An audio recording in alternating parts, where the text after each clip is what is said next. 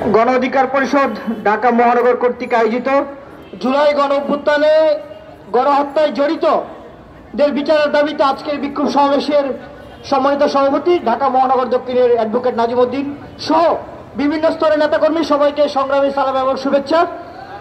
আপনারা জানেন যে অন্তর্বর্তীকালীন সরকার দায়িত্ব নিয়েছে প্রায় 5 মাসের বেশি সময় হতে চলেছে, কিন্তু দুঃখজনক হলো সত্য যে আমরা দেখেছি এই জুলাই গণ অভ্যুত্থানে যারা জড়িত ছিল এখন পর্যন্ত অনেককে আটক করা হয় নাই। আমরা এখনো দেখেছি এই ছাত্র জনতার উপর যারা গুলি চালিয়েছিল তাদের অনেকেই প্রকাশ্যে চলাফেরা করছে, কিন্তু অন্তর্বর্তীকালীন সরকারের আইন শৃঙ্খলা বাহিনী কোন ধরনের ব্যবস্থা নিচ্ছে না। আপনারা দেখেছেন এই অন্তর্বর্তীকালীন সরকারের প্রথম একজন স্বরাষ্ট্র উপদেষ্টা ছিল, তাকে সরিয়ে অন্য একজনকে দায়িত্ব দেওয়া হয়েছিল। আমাদের আশা ছিল এই নতুন উপদেষ্টা নিশ্চয় আইন শৃঙ্খলা পরিস্থিতি স্বাভাবিক করার জন্য উপযুক্ত পদক্ষেপ নেবেন, কিন্তু আমরা দেখেছি কি এই অন্তর্বর্তীকালীন সরকারের স্বরাষ্ট্র উপদেষ্টা সম্পূর্ণরূপে ব্যর্থ হয়েছেন আইন শৃঙ্খলা পরিস্থিতি নিয়ন্ত্রণে আনতে। আমরা একটা জিনিস বলছি, এই অন্তর্বর্তীকালীন সরকারের অনেক উপদেষ্টারা রয়েছেন যাদের গত 15 বছরে ফ্যাসিবাদ বিরোধী আন্দোলনে বিন্দু মাত্র কোন ধরনের ভূমিকা ছিল না, কিন্তু ছাত্র জনতা আপনাদেরকে বিশ্বাস করে আপনাদের উপর ভরসা করে আপনাদেরকে দায়িত্ব দিয়েছিল, কিন্তু আপনারা সেই দায়িত্ব সঠিকভাবে পালন করতে ব্যর্থ হচ্ছেন। আমরা দেখেছি এই অন্তর্বর্তীকালীন সরকারের কোন উপদেষ্টা যারা মাঠের কাজের চাইতেও গণমাধ্যম কিংবা ফেসবুকে অনেক বেশি সক্রিয়। আপনাদেরকে প্রশ্ন করতে চাই, আপনাদেরকে কি এই চেহারা দেখানোর জন্য কিংবা ফেসবুকে বিভিন্ন পোস্ট দেওয়ার জন্য কি এই ছাত্র জনতার জীবনের বিনিময়ে আপনাদেরকে কি উপদেষ্টা বানানো হয়েছে? আমরা আপনাদেরকে প্রশ্ন করতে চাই। আপনারা যদি দায়িত্ব পালন করতে না পারেন তাহলে অনুগ্রহ করে আপনারা দায়িত্ব ছেড়ে দেন। এদেশের মানুষ আওয়ামী লীগের বিরুদ্ধে বুক চিতিয়ে লড়াই করে জীবন দিয়ে আপনাদেরকে দায়িত্ব দিয়েছে এই বসে বসে হালুয়া রুটি ভাত খাওয়ার জন্য নয়।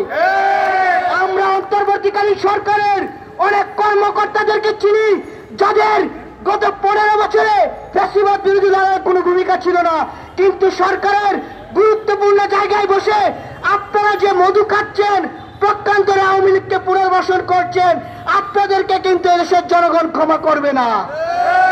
আমরা বিএনপি কিংবা জামাতকে বলবো, এই বিগত সময়ে আপনাদের অনেক ভূমিকা ছিল, আপনারা অনেক নির্যাতন জুলুমের শিকার হয়েছেন, কিন্তু আপনাদের কোন ভূমিকা বর্তমানে আওয়ামী লীগের ফ্যাসিবাদের ভূমিকার মতো রয়েছে। আমরা আজকে খবর পেয়েছি আমাদের যশোরের অভয়নগরে যুব অধিকার পরিষদের সহসভাপতির উপর বিএনপি স্থানীয় নেতা কর্মীরা হামলা করেছে। আমরা বিএনপির হাইকমান্ডকে প্রশ্ন করতে চাই, আপনারা কি আওয়ামী লীগের ভূমিকা অবতীর্ণ হয়েছেন?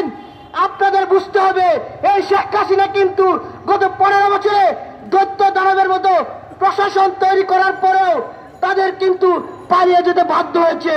আপনারা এমন কোন পরিবেশ তৈরি করবেন না যে শেখ হাসিনার মতো আপনাদেরকে পালাতে বাধ্য হতে হয়। এই সরকারের উপদেষ্টাদেরকে আমি একটি কথা বলে আমি আমার বক্তব্য শেষ করব। শেখ হাসিনার অপকর্মের কারণে জনগণ থেকে বাংলাদেশ থেকে বিতাড়িত করেছে। শেখ হাসিনা কিন্তু পালানোর সময় হেলিকপ্টার পেয়েছিল। এই অন্তর্বর্তীকালীন সরকারের উপদেষ্টারা যদি একই রকম জনগণের বিরুদ্ধে অবস্থা নেন, আপনারা কিন্তু পালানোর জন্য শেষ পর্যন্ত ভ্যান গাড়িও খুঁজে পাবেন না। আমরা দেশের মানুষকে বলবো, এই গণ অধিকার পরিষদ ইতিবাচক রাজনীতির জন্য কাজ করে যাচ্ছে। আমরা বিগত লড়াই সংগ্রামে অগ্রভাগে ছিলাম, আপনারা গণ অধিকার পরিষদের ছায়াতলে আসুন।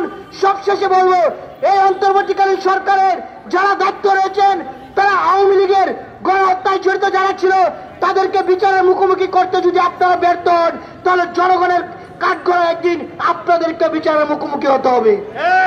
আইন উপদেষ্টার প্রতি আমার উদাত্ত আহ্বান থাকবে, আগামী রবিবার দিন বিডিআর বিদ্রোহের মামলায় একটি শুনানি রয়েছে।